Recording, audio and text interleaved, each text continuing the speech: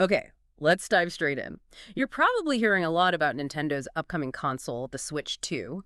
Lots of excitement. Yeah, tons. But while everyone's focused on games and tech, we wanted to unpack something else, something that could seriously impact how you actually use it. Their updated user agreement, right? Exactly. We've been looking at this article from the Mirror US, and it details some, well, pretty significant changes. It's crucial stuff if you're even thinking about getting a Switch 2. Well, what really jumps out from the article is Nintendo's focus here. This isn't just, standard legal stuff. No.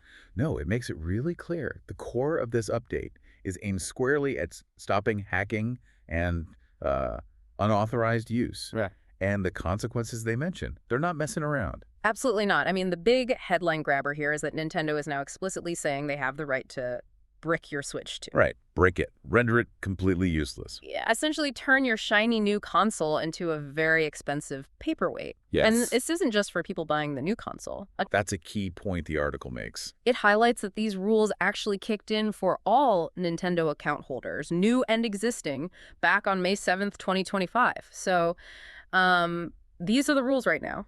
That's really important to understand. It's not just a future concern for Switch 2 buyers. It's a fundamental change to their terms of service affecting everyone with a Nintendo account, like right now. Mm-hmm. And the article stresses these new terms completely supersede, they replace all the old agreements. It's a whole new ballgame. Right. So, okay, who exactly is Nintendo targeting with this tougher stance? The article says it's primarily aimed at users who try to hack their consoles. Hack them or run emulator. Or run emulators, yeah. For anyone maybe not familiar, hacking here often means like modifying the software or hardware to do things it wasn't meant to. And emulators are basically programs that let the Switch 2 play games from other older consoles. So it really sounds like Nintendo is doubling down on fighting piracy. Exactly. Yeah. And if you look at Nintendo's history, they've always been very protective of their IP, their games, their platforms. True. But this move, explicitly stating they can disable consoles for hacking and emulation, that's a big step up compared to how they've handled unauthorized use before. So what were the rules like before this?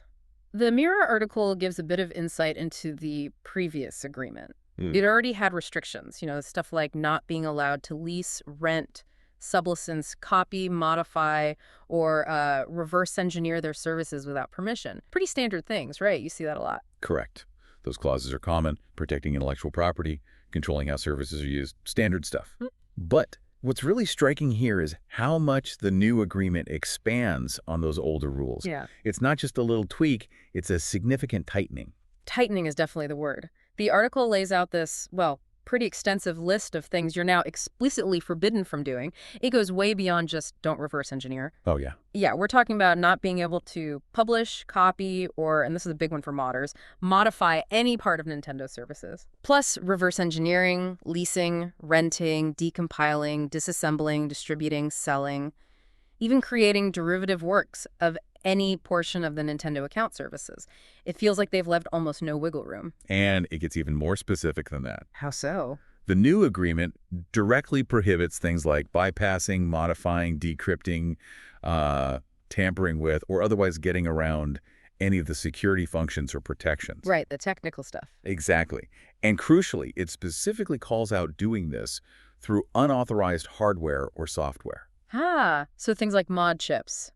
Or maybe custom firmware. Precisely. Things like mod chips, those little add-in boards, or custom firmware, which is like alternative system software, they're explicitly covering that. Okay, and it doesn't stop there, does it? Quote. They also say you can't get, install, or use unauthorized copies of their services. Right. And you can't use their services in any way other than how they intended unless you have written permission or, legal authorization. They've really tried to cover every angle. It seems like it. The article even quotes the agreement, starting that whole section with without limitation, which really underlines how broad these restrictions are meant to be. Yeah, that phrase, without limitation, is telling. It signals a clear intent from Nintendo to have maximum control. They've likely thought through a lot of potential loopholes users might try. Now, the article does give some context for why Nintendo might be taking such a firm line. The piracy angle. Yeah, it mentions a recent case in Japan. Someone was arrested for allegedly modifying Nintendo Switch consoles, the current Switch, to play pirated games for profit. Wow, for profit. Apparently, yeah. This person was even physically altering the console circuitry and selling them as jailbroken devices. Right. That really puts into perspective the kind of activity Nintendo is trying to shut down. That's critical context. This wasn't just, individual users messing around. It was someone potentially making money off enabling widespread piracy. Right. An operation like that would absolutely trigger a major response from Nintendo, likely leading directly to these much tougher legal terms. It definitely shows, as the article suggests, a heightened sensitivity to piracy. And it seems they're not just relying on the legal agreement itself. The article also reports Nintendo intends to monitor user activity on Switch 2 devices. Ah, the monitoring aspect. Yeah, that's part of this new agreement too. Now, that obviously brings up some points for you, the potential buyer. It certainly does. I mean, while the stated goal is probably to catch unauthorized mods and piracy, the whole idea of Nintendo monitoring your activity, it raises questions. Like, what exactly are they looking for? Exactly. What are they looking for? How's that data handled? What does it mean for user privacy or just how you generally use your own device? It's definitely something worth thinking about. So if you're listening and you're planning on getting a Switch 2, maybe you were thinking about tinkering with it in ways Nintendo doesn't officially approve of. Like installing mods or trying out emulation. Right. The key message from this deep dive, based on this article, is crystal clear. You absolutely need to be aware of these new, much stricter rules before you do anything.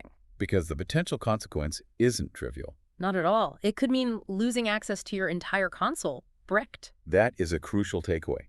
Nintendo is drawing a very clear, very firm line. The possibility of your expensive new console being permanently disabled, that's a huge deterrent. It really underscores why reading and crucially understanding the updated user agreement is so important before you even think about any unauthorized modifications. So to wrap this up then, Nintendo is making it absolutely clear, zero tolerance for hacking and piracy on the Switch 2. This updated user agreement, with that very real threat of bricking consoles hanging over it, is a powerful statement. It is. And it really makes you think, doesn't it, about what it means to own digital hardware these days, and how much control companies can exert over devices after you've paid for them. That's the bigger question, really. What are the implications of this kind of strict digital rights management for consumer ownership, for the future of the gaming landscape? Definitely something to keep thinking about as this all unfolds. It's a conversation that's certainly not over yet.